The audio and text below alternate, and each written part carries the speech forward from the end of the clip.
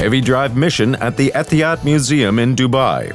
This assignment at the prestige building designed by the architects Moriyama and Toshima needed to be carried out at very short notice. In a mere 48 hours, the Heavydrive team delivers the suction system ordered to Dubai. A proficient Heavydrive staff member trains the workers on site to employ the system correctly and efficiently.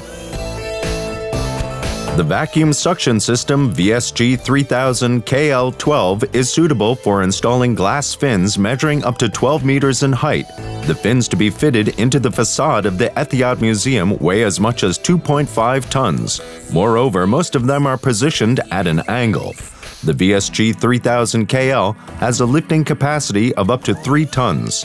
The equipment can be automatically rotated by 360 degrees and pivoted steplessly by 90 degrees. This facilitates the accurate fitting of the glass fins into the facade opening. A total of 57 extra-large and extra-heavy panes are installed at the Etihad Museum, making use of the Heavydrive system.